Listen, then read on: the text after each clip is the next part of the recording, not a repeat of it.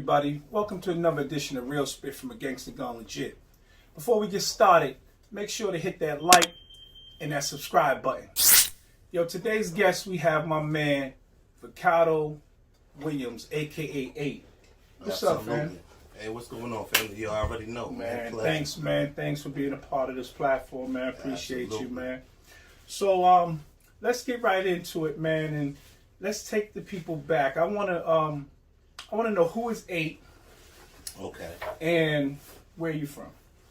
All right, man. Well, 8's, man, that's my nickname in the street, man. Everybody knows me by, man. Growing up, a lot of people didn't know me by my name. That's something that I kept secret, man, until I was locked up. But, yeah, man, 8's, man, just someone, man, who was in the street, man. Jay Williams is the person of growth. You see what I'm saying? So, yeah, I'm from Belknap, man. Everybody knows, man, Mattapan, Hyde Park, borderline. Been there, man, since I was a young kid. Originally grew up, man, on Park Street in Dorchester. But I've been a lot of places, done a lot of things, you know what I'm saying? Okay. So, Belknap Street. So, what year would you say you came off the porch? Man, people would say, man, I came off the porch, man, at like 7, 8, man. I was acting crazy, man. But, man, realistically, man, I want to say 13, man. I was like, real early to the stage, man, and, I learned from the older guys, man, in a lot of different hoods, man, early on. Early on, so 13. Okay. So, Belknap Street. Yeah, Belknap Road, yeah. Belknap Road. Right. Okay. So I guess you had gang affiliation back then, right? Absolutely, man. I mean, back in the days, man, I think in the late 80s to mid 90s, man, there was like the height of the gang banging era, man, and basically, man, like every street corner was a gang, man. You had 10 to 15 people in every street corner, so it was basically you either ran with someone, man, or you ran from someone, man. You know what I mean? Right, it was one of those days, man. Those type of things, yeah. It was definitely bad in the 80s, 90s, man. Right. That's the year we're talking about, right? Right, the 80s absolutely. and 90s, right? All right. So tell us a little bit about, so what was it you was doing other than that? Was you also selling drugs? Was you hustling? Like, man, well, man, coming into the game, man, I think a lot of us, man, look for the easy way out, man, the money, man. And so, of course, man, we had a banging block, man. We had one of the biggest blocks in Boston, man. So, yeah, that was our lifestyle. We stayed on the block. We sold drugs. We hung with each other. We smoked and drank, and, man, we, grew up together, you know what I'm saying? Right. Okay. Which formed that brotherhood. Right, absolutely. That you guys still have today. Right, well, you're going to have a lot of bad seeds, man, in any tree, man, bad apples, man. You try to shake it, man. Ones that fall, man, fall into ones that stay, man. Hopefully they're good to go for life. But, yeah, man, the brothers that I have today, man, I can honestly say we have like 30 years plus friendship, man, and it's a collective group of us. And we're all good, man, So I have to, give credit to the hood. That's what's up. So, tell us, what led you to prison? Well, I mean, just a destructive lifestyle I was living. I think, man, coming into the game, man, you can be one or two ways, man. You can be all about the money. You could be all about the shooting, man. You know what I mean? I was all about the shooting, man. You know what I mean? I loved making money too, man, but I was always, man, one of the gunners, man. So, that right there, man, led me to prison, man. I was in and out, man, fighting cases, man, for shooting cases back when I was younger, man. Often. When was the first time you went to jail? What was it for? Shit, I was getting locked up, man, since probably like 13, man. But, the first time I went to prison, I want to say it was probably like 17. By 17, I was in Nashua Street, man. And, I probably went to Nashua Street maybe like 4 or 5 times in the next year before I ended up going upstate. Okay. And so what led you upstate? What happened? Well, my first time going upstate was basically, man, someone selling drugs on our block, man. Me feeling like I owned the block, man. It was disrespecting me, you know what I mean? And, basically me taking control of the situation, man. You see what I'm saying? And that led me, man, to go into jail, man, for maybe 15 months, and you know, but it didn't really compute, man, back then. Right then, it was just like, okay, yeah, I'm going to jail and you know have fun over there in jail. You know what I mean? Short time, so yeah, it wasn't, it didn't change. Yo, so none of the short bids didn't do anything for you. It didn't change you to make you stop and say, man, let me before I end up going upstate, let me stop now and take these as warnings. You didn't do that. Well, I don't think they had the resources, man, for me to change, man. For you go into county, man, you're like basically in a cubicle, man. You're surrounded by other thugs, man. You're doing the same things you was doing on the streets, man, but you're just in jail. So and with no resources, man, you go in, you do your time, you come out, man, just ready. You're just basically counting the days so you can get back to the block, man. You know what I mean? So it's different when you do long time, but short time, yeah, you don't get it at first. I got it. So when did you get it? What's the longest time you did do? I did almost 12 years, man, for my last case, man. It's no secret, man. I did life sentence, man. I overturned it after 5 years. I waited trial like another 7 years. You know what I mean? People can't imagine doing 6-7 months, man. I waited trial for 7 years. You know what I mean? But yeah, man. That's the longest. But I did 2 bids in between, and I was always, man, catching little things here and there, man. Let me take you back for a second, so that we're clear. When you say you waited trial for 7 years, what do you mean? So I got sentenced to natural life, man. And for those who don't know, natural life means life without parole. You don't get any date, man. You're never going home. You're gonna die in prison. I never, had my mind set for that, so I never really, brought into that idea. But after 5 years, I flipped my case, man, thanks to Stephen Rones, man, one of the best appeal lawyers at the time. Okay, shout out to him. Yeah, so I did 5 years, man. I thought I was going straight home. I thought they was going to give me a bail. I was going to go straight home, man, flip the case. I'm back on the scene, man, but it didn't work out that way. I had to wait another 7 years, man, before it was really finalized for me to go home. And it wasn't like we was going to court like every month for 7 years, man. We was fighting our case as in we could go to trial next month for like 7 years. Wow. You're right. A lot of people can't even do friggin' a year. Right. You're talking about 7. That's big. Okay. Right. So eventually you ended up turning your natural life sentence around, which allowed you to get free. Right. And come back to the streets. Yeah, so how did that work? What we did is me and my co-defendant ended up pleading to manslaughter, time served underneath the old law, man. If for those who don't know, 18 to 20 minutes manslaughter back in the days. Underneath the old time with good time, it was like 11/8 or something. They made me do a little couple of extra time months, man, on top of that, man. So you had to bring that whole time before they released you. You did the whole 11 years. I did, yeah. So I ended up doing a little couple of months before my co-defendant, man. We pled guilty. He went home, and I sat in jail for like another 2 months. Yeah. Okay. Before we get to where we are today, so how was, when you were upstate, you were in prison, how was that for you? What was the hardest thing about doing time? Like, so that I want them to be clear, because a lot of times I think they sugarcoat what it's like. People don't tell the truth of, you know what I mean? So let's talk to them. I mean, obviously, man, the hardest thing, man, you can never go through, man, is loss of family, man.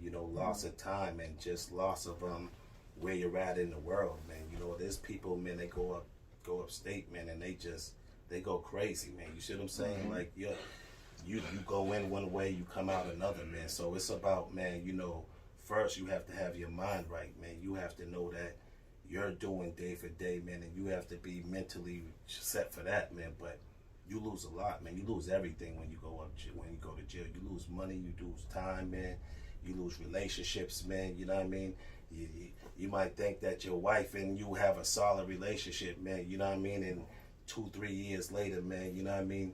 That done, fell apart, and you're like, damn, we had a perfect relationship before this, man. So you can lose a lot, man. But you know, your kids, man, you know, growing up, man, just the time that you lose in their lives, man, nothing can replace that, man. And the relationship you lose with your kids, man, because of you being in jail, man, it's like, it's priceless.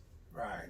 I'm glad you touched on that, brother, because a lot of people need to understand that a lot of times these young dudes think that when they go to jail, it's cool because their homies is in there and they going in repping their hood, and you know they got the team. Let's be honest, man. You know, yeah, they go in there and their homies are there, but most of the times their homies that are outside, man, that should be taking care of them, not, man. So they're in there. They're in there with their homies, man, who are looking at their homies on the outside. They're all looking for money, man. You know what I mean? So it's just like, man, yeah, you're in there, but it's like, if you're gonna play the game, man, you gotta play it both ways, man, for inside and out, man. You see what I'm saying? It's a losing game, man, if you don't know.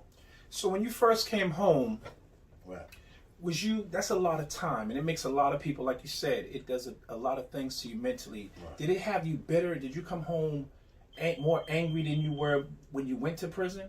Well, I think I kind of situated all that anger out, man, in the first couple of years, man, when I was already down. You know what I mean? Like, you have to understand, before I got locked up 8 years, man, after my case. So my case happened in 94. I got locked up in 2002.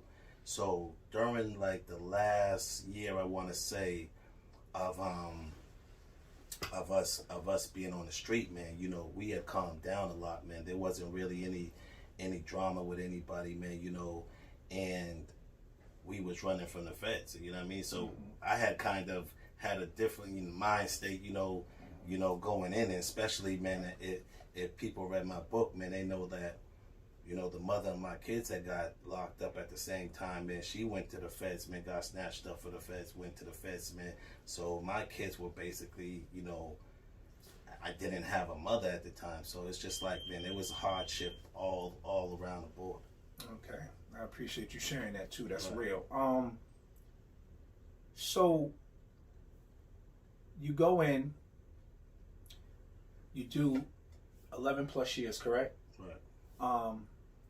And at some point while you're in jail, something changes.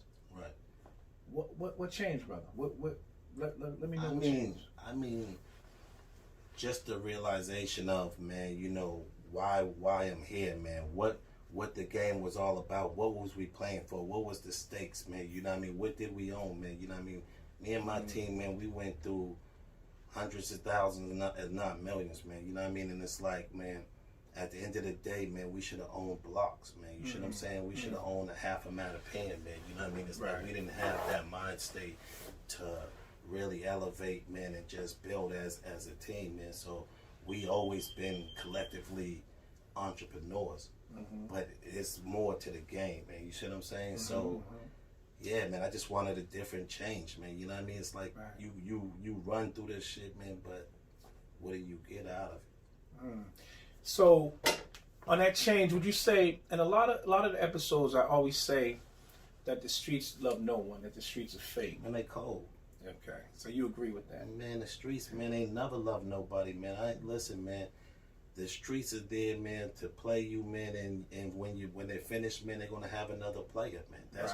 That's how it is. I always say, man, you put your quarter in, man. When your quarter runs out, that's the end of the game. You know what I mean? Some people, man, get to the first level, man. If you're good enough, man, you might get to the top level, man. But just know, man, it's just like a tiny percent of people, man, who have come into the game, become successful, man, and did it without any blemishes, man, and never went to jail. So, you know what I mean? Like, those are like, if you're gonna get money, usually jail comes with it, man. You want to shoot, man, jail comes with it, man. You know what I mean? Like, that's just part of the game. So before I interview, I did a little background on you. I did a little check, and what I found out was that 8, right, when you was in the street, because we're talking about 8 now. We're not talking about Jay man, yet, right? Hey, man, so 8, I mean, you was really about that life. Like you represented to the fullest, and you represented that Belknap. Is block or what is it? Belknap Street? Man, it's Belknap Road, man. But yeah, man, you know, I represented Belknap, but I just represented myself as an individual. Man. Right. Like, I'm just not going to take no shit. Right, that's what I hear. I don't give a fuck. I heard you was a comedian. Man, I'm always, man, listen, one thing about me, man, everybody knows, man, listen, you come around me, I'm cool, man. We're going to have a good time and all that, man. I've never been a bully, man. I just, man. But when it was smoke, you was ready. Right, man. That's but right, I mean, right. and the thing is, man, I never really had my own smoke. You see what I'm saying? All my smoke was my friend's smoke. Bro, listen, bro. I just interviewed a couple people, and the story is the same. Right. And even in my own life, it's the same thing, man. I was trying to figure and think back to what beef did I start? You know what I mean? And it was always for the homies or someone else. But that's funny you say that, man, because a lot of times people don't get that you know. It's the affiliation, it's who you with, it's how you rocking, you know, and it comes back to certain people. It always come back to. I was one of the people it came back to. You obviously was one of the people it came back to, you know. Well, it never really came back to me. I was one of the people that I was a seeker. Oh, okay. You was looking for I was always for the seeking, drama. I never had, to be honest with you, in the entire thing, I never had no one come. That's why I really had no fear. I never had no one come and shoot at me. So that's why you never had no fear, you said? Well, I never had no fear, period. But I never had that fear in it because no one ever personally came and tried to shoot me. You see what I'm saying? So, yeah, I was just... So you're one of the lucky ones that's never... So you've never been shot at? I've been shot. Oh, well, hold on. I've been shot. But again, I never... Again, that was a situation where I was the aggressor. Okay. You see what I'm saying? And again, that was a situation that was over a friend. Gotcha. You see what I'm saying? Yeah, so I've never had a situation where someone be like, "Oh, that's 8," and I'm coming to get him, and it just never happened. You see what I'm saying? Not to say that anybody feared me any less, man, or whatever, man. It's just I was lucky to never been in that situation where it did happen. I got you. Right. So on that note, you talked about how coming up on Bell now, you guys are all entrepreneurs, which rings true even to today because. Each one of your friends, everyone that's from there, they're all doing their own thing. They're still entrepreneurs. Now, I want to talk about that. But well, you know what? Where are you at today? Let's go there first. Well, where I'm at today, man, is just trying to build with everybody, man. You know, I have no animosity towards anybody, man, and hopefully nobody has no animosity towards me, man. You know, like I said, we was in this game, man. We came up stupid, man, young, dumb, man. You know, fighting with each other. And didn't even know why we was beefing, man. You know what I mean? A lot of times, man, these wars happen, man, and it's like, man, you try to find the origin of it, man, and no one can really break it down to it. Like, okay, that's what it started over. You see what I'm saying? And then you have the younger generation coming up with us, man, on generational beef, man, thinking I don't like these dudes because you don't like them, man. And they really don't know why it started. You know what I mean? They couldn't tell you, man. They just hear, you know, things passed down. So it's just like, man, you just have to know there's a change, man. Know that sometimes, man, there's disagreements, man, but those are still your brothers, man. You know, and unfortunately, man, I feel like, man, I beef with a lot of my brothers, man. You see what I'm saying? It's just... It wasn't working. Right, man. You know what I mean? Like, if I had to do it over again, man, it's not that I wouldn't beef with them. I wouldn't probably be in the game. Man, you just answered the next question, man. Be honest with you, man. You know what I mean? Like, we, back in the days, man, we was chasing, you know, trying to be famous, man, hood famous, man. You know what I mean? And that's the same thing today, man. When they out there shooting and all that, man, they ain't really shooting just to shoot. They chasing a name. You see what I'm saying? They try to build something, man. So it's like, we thought that, man, we're going to get on the block, man, and guess what, man, 2-3 years, we're going to be rich. You see what I'm saying? That's the drug game. You see what I'm saying? That's just not how it works, man. A lot of shit comes with the game, man, and, you know, you have to be ready for all angles. That's what's up. Now, today, you're an established author. You have 2 books. Absolutely. Let's talk about that. Okay, well, I own Casual Business Moves Publishing, man, and I have 2 books, Wrong Turn Right, Source of Information. Wrong Turn Right is basically the start of my youth, man, to my, you know, adolescence, man, maybe 18 years old, man, when I turned adult. And Source of Information starts off right where Wrong Turn Right leaves. You see what I'm saying? Well, I have to say this to anyone out there listening. Listen, go get 'em, I man. definitely go get these books. I read both of them. They're good books. A lot of information, things that A lot of people won't even understand. Like this absolutely. brother has been around everybody in the industry. What made you write the book? And like, were you in prison when you did that, or did you write it in the street? No, I wrote it actually probably like I want to say 2 or 3 years after I came home. Oh, okay. So I've always known I wanted to do a book, man. You know what I mean? And this is something that me and my partner, man, M3 Mike McNeil, man, we used to discuss when I was doing natural, man. You see what I'm saying? He used to be like, yo, hey, write a book, man. You know, I can write a book, man. We can. And I'm like, yo, man, you know, we everybody talks that says I should do one in the joint, but you know, I was underneath the circumstances, man. I'm like, man, there's no possible way I could do a book in the joint, man, and that get to the wrong hands or whatever and used as evidence against me. Right. So it was like, okay, I just have to get home to tell my story. And you know, I came home, it wasn't on my mind. Me and my partner, man, we opened up a used car dealership, so that took up a lot of time, man. And we was doing our thing, and then, you know, Mike ended up unfortunately getting locked up, and while he was locked up, he was like, hey, I'm at work. And that shit really fucking hit me. I was like, listen, man, we talked about it, let's do it. Okay. So yeah, man, you know, I got to work, man. Instead of one, I wrote two. You know what I mean? And you released them at the same time, right? I released them at the same time, and you know, a lot of people didn't understand that. They're like, you know, that's unorthodox, man. Why would you do that, man? Why don't you put out one and promote it, man? But I wanted people to get the full story, man. You know what I mean? I wanted people to see at the same time. At the same time, man. You see what I'm saying? Because you get to see a little bit of growth at each angle. You see what I'm saying? The first one, man, I'm just wild, man. You see what I'm saying? It's just non-stop violence and action, man. You see what I'm saying? By the second one, we're so hold on, let me slow you down for a minute. So the first one you said is wild. So is that based on the street life? Is that when you were in the game? Is that right? So I mean, well, I all three of them I'm in the game. You know, what I mean, even when I'm locked up. But it's just like the first one. We was the type of crew, man, we never really left our block. You see what I'm saying? Right. So we're like, man, a lot of these blocks now, man, where you're just stuck, man. You know, you're in your four walls, man. You know what I mean? You're right here, man, in your comfort zone, man. So it's like that book basically takes place right there, man. You see what I'm saying? So you don't really get the growth and see Boston, man. You don't hear about other crews. You don't see, you know, the limelight of Boston, but you get that in source of information. Okay. So where can they find that book? Plug that. Well, you know, I got Frugal bookstores. You know, I sold out like 3 times over there, man, and now shipping to South Bay and Nashua Street. So make sure you order for your friends and family, man. Of course, I sell signed copies. You go to Kindle. It's on Kindle Unlimited, man. I got source of information on Amazon, and you know, you can go to my website, casualbusinessmoves.com, and see a little content right there, man, a little bit about my life. Oh, that's what's up. Absolutely. So what do you say? You came a long way, first of all, and I want to salute you for that, man. brother. Well, thank you, man. Definitely.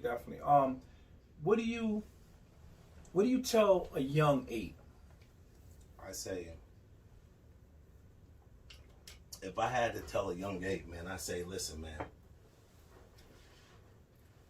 the things that you're chasing, man, you're chasing in the wrong angle, man. You know what I mean? Like, it's okay, man, to have friends, man. We all grow up with friends, man, you know, and we all love our friends, man. You know what I mean? And there's a brotherhood, man, that you should keep, man, and there's an honor that you should uphold, man. You know what I mean? But understand, man, where you're going in life and what you want out of life. You know what I mean? So, if you're gonna be in the game, man, you know what I mean?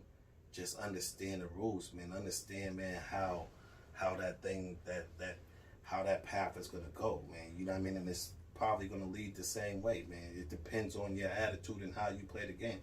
If you played the way I play and you're one of them dudes, guess what? My path is your path, because that's what the path I thought I was gonna take when I was on the street. I used to wake up and be like, damn.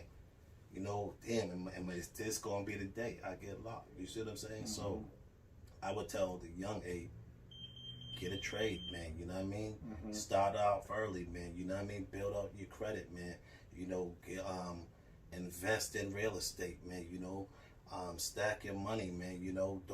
Don't worry about, man, dudes on the corner, man, making that dollar right now, because when they go to jail, man, that dollar gonna be gone. You see what I'm saying? Mm-hmm. So I would tell them, man, stay focused, man.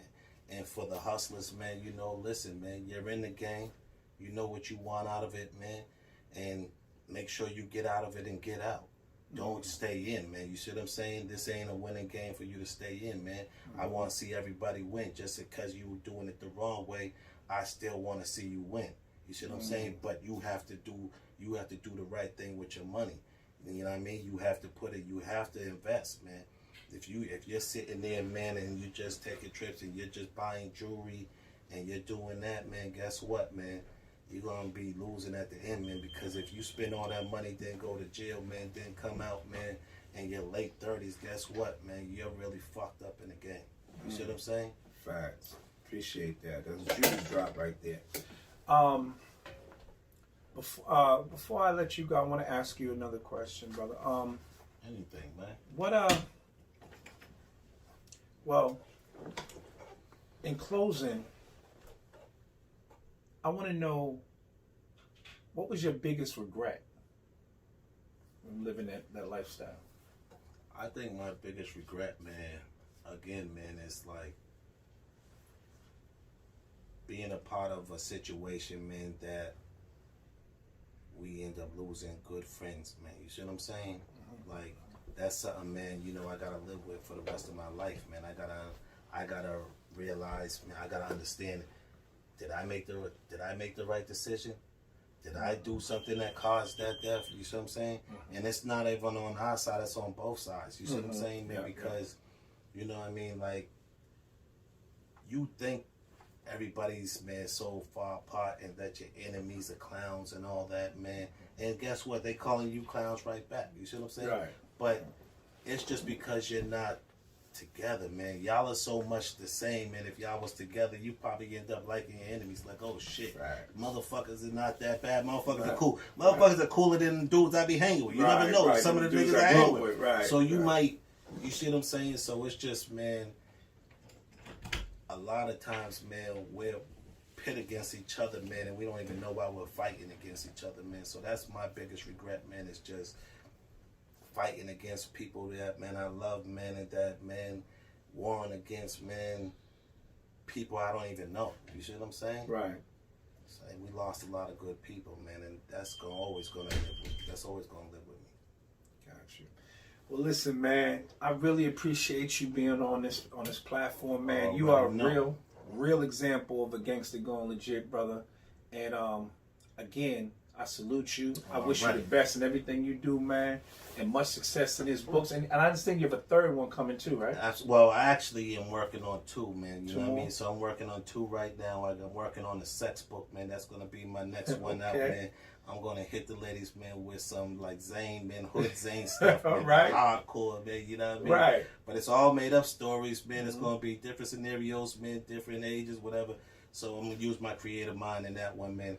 And then we're doing part 3, man. Part 3, man, is going to be a jail book, man, because obviously I was doing time, but I left a lot of street stories out, so it's going to be jail and then a street. So it's going to be a little twist to it, man, but it's going to be a lot of knowledge in that, man. It's going to see the growth, man, and you're going to get a lot of steps and tools that you can use, man, to just try to switch your mind state and get out the game, man. If not, man, just be better in the game.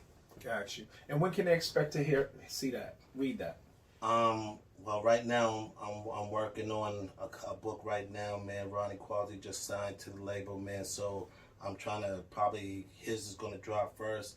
So I feel like midsummer, man. Maybe we're gonna drop both of those, man. Part 3 gonna be later on in the year, man. We're working on a few other people, man. We got a big name, man, that's about to come through, man. And we're gonna splash, man, for 221, man. Actually, that's what's up. That's what's up. But thanks again, bro. This has been. Wait up. Vacado 88, man. On IG, man. Hit me up, man. CBM, man. Publishing, man. I got Vacado Williams, my main page, man. CasualBusinessMoves.com, man. And don't forget, buy those books, man. Frugal order them to the jails, man. Invest in your peoples, man. You know what I'm saying? Right, that's right. And you know what? I always forget to do my plugs, man. So you just reminded me, man. Absolutely. So you know, at Gangsta Gone Legit on IG. Well, you know, Gigi, yeah, all day long, right. baby. And GangstaGoneLegit.com.